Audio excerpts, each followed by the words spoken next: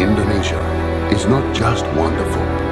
Indonesia is a wonderland. Kota baru ujungnya Bamega, Bamega Bamanaku di Samakarang.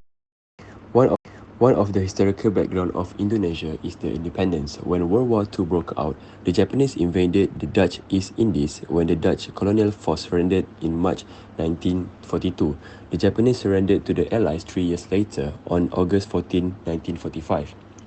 The leadership vacuum in Jakarta appeared to Indonesia's leader to be an open window of opportunity to declare their independence.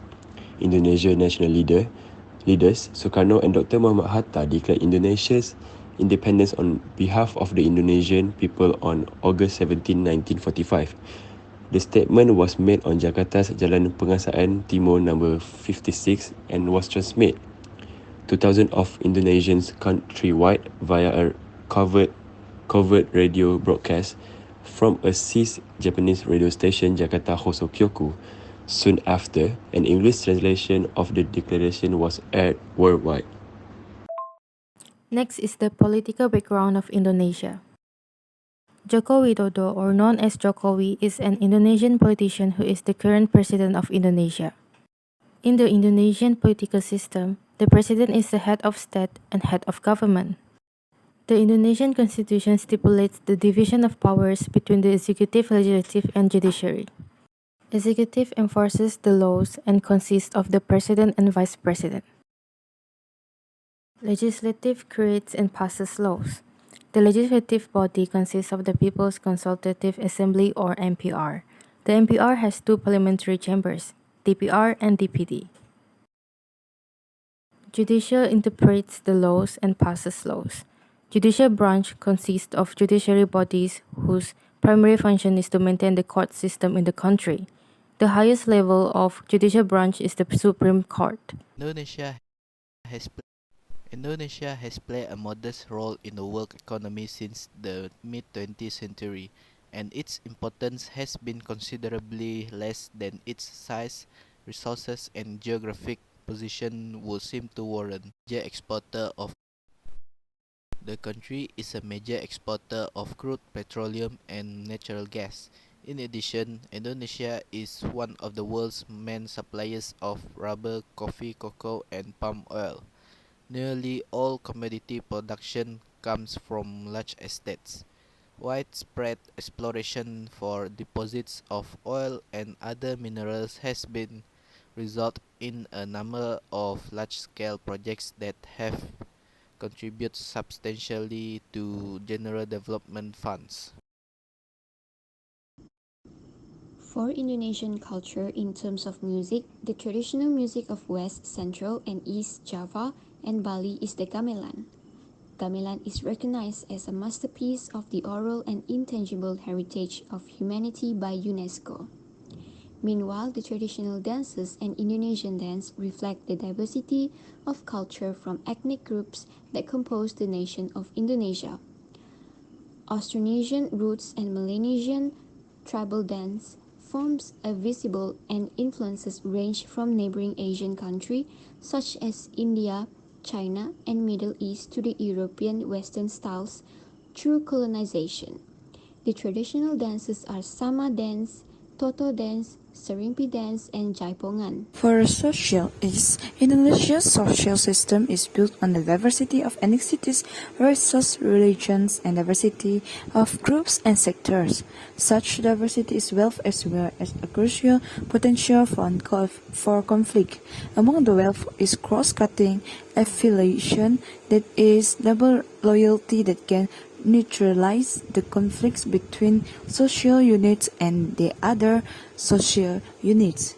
Equilibrium is maintained by various social processes and mechanisms, including socialization mechanism and social supervision. The characteristics of the social system include each part of the system is independent with each other and gives varied consequences. Then the last one is the relationship between parts is a relationship of interdependence to form regularity. Thank you. For the domestic issues, in terms of social, The poorest citizens in Indonesia, particularly women, receive low wages and face insecurity at work. Access to infrastructures such as electricity or decent roads is unequal, with rural areas less provided for than urban ones. The vast majority of the land is owned by big corporations and rich people who get all the benefits. Likewise, the education system is underfunded and there are barriers to equal access, which mean many Indonesian workers cannot access higher skill and higher paid jobs. Social problems in Indonesia is the first one, unemployment. The reasons for unemployment are due to various factors. For example, the competition for human resources is very fierce in finding jobs. Usually, people who do not have higher education will lose to scientifically good people. When left unchecked, unemployment can create new problems. Therefore, there need to be solutions for various parties so that this problem can be solved.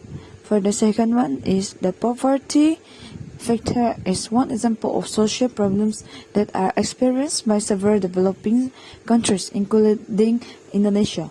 Poverty levels can be measured from absolute and relative approaches. The absolute approach is measured from certain standards, such as people who have a standard of living below the standard, while the level of relative poverty is measured from the living standards of the lower classes when compared with other layers of society.